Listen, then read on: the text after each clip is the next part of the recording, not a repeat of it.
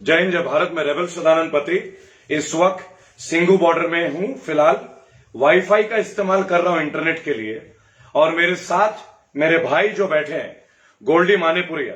जी हां दोस्तों, जवान रहे हैं, इंडियन आर्मी को सर्व किया 16 साल, भारतीय फौज को अपने जीवन के 16 साल गोल्डी भाई ने दिया है।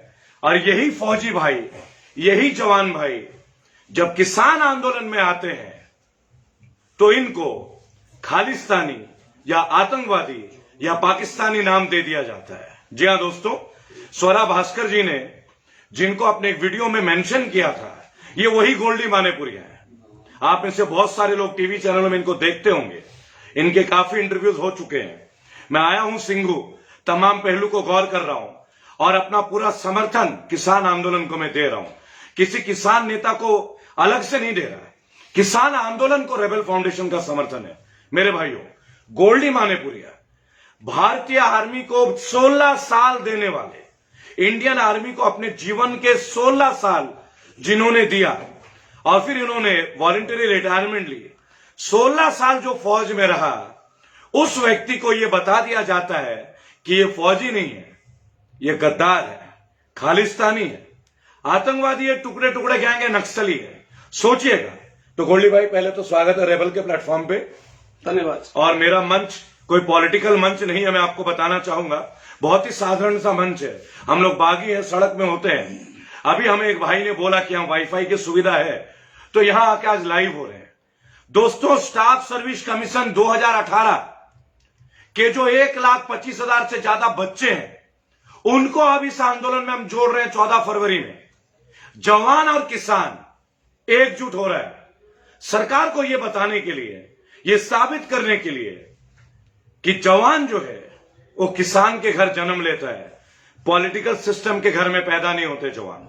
गोल्डी भाई, आपने जो संघर्ष झेला, 16 साल इंडियन आर्मी को आपने दिए मेरे भाई। हाँ जी। उसके बावजूद दिए उलाहना, क्या नजरिया था लोगों का, क्या नजरिया था गोदी मीडिया का, बताइए जरा। पहले तो हम बहुत बड़े देशभक्त थे। मेरी एक वीडियो काफी वायरल हुई थी कि जब ये यूनिफॉर्म पहन के मैं चाइना बॉर्डर के ऊपर खड़ा था। चाइना बॉर्डर पे? हाँ, चाइना बॉर्डर, पूरे बॉर्डर आ जाते हैं जब बंदा फौज में भर्ती हो जाता है। जी। तो जब ये यूनिफॉर्म पहन के मैं बॉर्डर के ऊपर खड़ा था तो मैं बहुत बड़ा देशभक्त था। इस यूनिफॉर्म को उतार के जब मैं दिल्ली बॉर्डर के ऊपर अपने बाप के साथ खड़ा हो गया हक लेने के लिए, तो मैं बहुत बड़ा गद्दार हो गया, देशद्रोही हो गया, आतंकवादी हो गया। इस नाम से नवाजा था मेरे को गोदी मीडिया ने। तो दुख होता है इस चीज का कि हम कोई भी आपदा आ जाए तो इंडियन आर्मी जाएगी सर्व करने के लिए। उस समय हमारे को बहुत ज्यादा देशभक्त बोला जाता है, लेकिन जब हम हक मांगने के लिए आ जाते हैं तो हम गद्दार हो जाते हैं। हमारा कसूर क्या है? घर घर में फौजी है, पंजाब में, हरियाणा में फौजी है, तो भाई उन्हीं जवानों के बाप बैठे हुए हैं ना आज दिल्ली के बॉर्डर के ऊपर अपने हक लेने के लिए।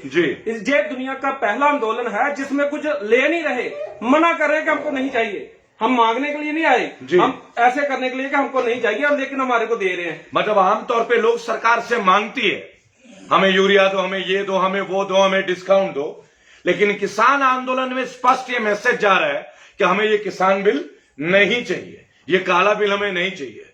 दोस्तों, गोल्डी मानेपुरिया इंडियन आर्मी को 16 साल दिया इस युवक ने, नौजवान भाई ने, मेरे लगभग आधे उम्र के होंगे भाई। मैं ये कहना चाहूंगा, 16 साल देने के बाद जब ये वर्दी में थे, जब ये चाइना बॉर्डर पे थे, तो ये देशभक्त कहलाते थे। क्यों? क्योंकि आर्मी के लिए हमारे दिल में जज्बात है।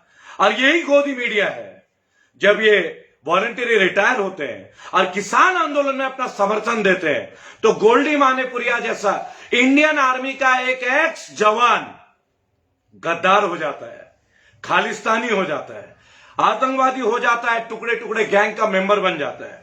क्या कहना है गोल्डी भाई, ये आंदोलन हम लेके रहेंगे जीत या छोड़ के जाएंगे? आंदोलन तो जीत के रहेंगे, लेकिन शर्म आनी चाहिए बिकाऊ मीडिया को कि इसके बाद, वीडियो वायरल होने के बाद, मेरे घर में 3 चैनल, जी न्यूज, एबीपी साझा, ये दोनों चैनल आए मेरे घर में, बाइट करके गए और डॉक्यूमेंट्स देख के गए उसकी फोटो लेके गए, लेकिन किसी की हिम्मत नहीं पड़ी उस क्लिप को, बाइट को चलाने की, कि अगर जिसको चला दिया तो दुनिया को पता चल जाएगा कि असली फौजी है। लेकिन मेरे को 15 दिन जी न्यूज वालों ने, अर्नब गोस्वामी जैसे थर्ड क्लास जो पत्रकारी के नाम के ऊपर कलंक है, उन्होंने मेरे को स्वरा भास्कर का फर्जी फौजी बताया। लेकिन मैं यहां पर बताना चाहता हूं कि मैंने 16 साल आर्मी को दिए हुए हैं। शर्म आनी चाहिए ऐसी पत्रकारी पर। कहां तक गिरोगे? कोई खड्डा खोद लो जमीन में, जहां तक जाओगे। आप जो क्लिप्स डालते हो, वीडियो डालते हो, टाइम निकाल के उसके कमेंट्स रीड करना। आपको शर्म आएगी? कैसे नींद आ जाती है सच को गलत बताने की।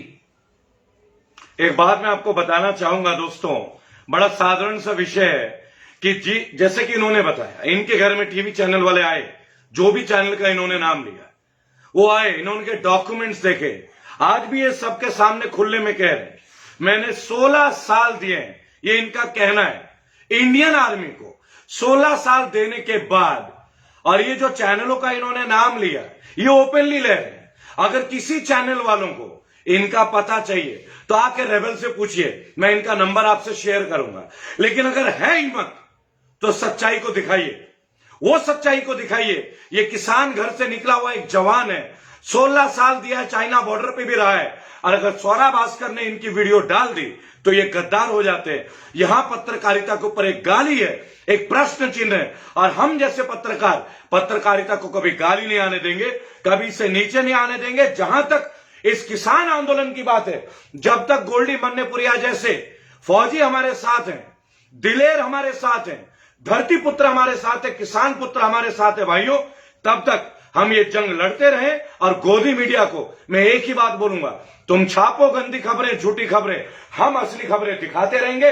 ग्राउंड जीरो की रिपोर्टिंग हम आपको दिखाते रहेंगे। जय हिंद, जय भारत। भारत एक है, भारत एक ही रहेगा। हम नहीं चाहते कि देश का बंटवारा हो, लेकिन जब भी कहीं देश बंटा जाएगा, सबसे बड़ा रोल है ना जो, वो बिकाऊ मीडिया का होगा। हम बताना चाहते हैं कि तलवे चाटने से पेट नहीं भरता, तलवे चाटने से पेट नहीं भरता। पेट भरने के लिए खाना चाहिए, अनाज चाहिए जो किसानों के खेतों में उगता है। सम्मान करो, उनका सम्मान करो। बच्चों के साथ जब रात को रोटी खाते हो ना, उनकी मुंह की तरफ देखना कि ये जो निवाला है कहां से आ रहा है, उनकी बात करो। इतने नीचे मत गिर जाओ कि सरकारें आती रहेंगी जाती रहेंगी, घर से निकलना मुश्किल कर देंगे लोग। मान लीजिए 2 साल में 3 साल में ये सस्पेंड हो जाते हैं, कैंसिल हो जाते हैं। आप किसी शादी में जाओगे किसी रिश्तेदार के, तो वहां पर किसान भी आए होंगे, तो क्या मुंह दिखाओगे? सर उठा के बोलोगे? अंदर मन में तो है ना कि हमने झूठ बोला था, जो झूठ था उसको सच बताया था, सच को झूठ बोला था। तो कैसे आंख मिलाओगे उनसे? देखिए, जीवन में एक मौका मिलता है मेरे भाइयों और मेरे बहनों, मेरी देश की वीरांगनाओं, मेरी माताओं और मेरे युवा साथियों, हम सबको जीवन में एक मिलता है मौका। उस मौके में हम जिम्मेदारी में तब्दील कर सकते हैं, खुद को भी और उस मौके को भी। आइए किसान आंदोलन को अपना जिम्मेदारी समझे, अपने लिए एक स्वर्णिम अवसर समझे। अगर हमने पूर्व में कोई गलती किया हो, आइए उसका प्रायश्चित करें। आइए किसानों के लिए पहली बार खड़े हों। हमेशा किसान हमारे लिए खड़ा होता है। यह पहली मौका है जब 135 करोड़ भारतीयों के लिए स्वर्णिम अवसर है। आइए किसानों के लिए लड़ते हैं, किसानों के हक के लिए लड़ते हैं, इस मुहिम के लिए लड़ते हैं और इस अत्याचार को रोकते हैं और इस काले बिल को वापस करते हैं। काला बिल वापस तो अपने घर वापस। जय हिंद, जय भारत।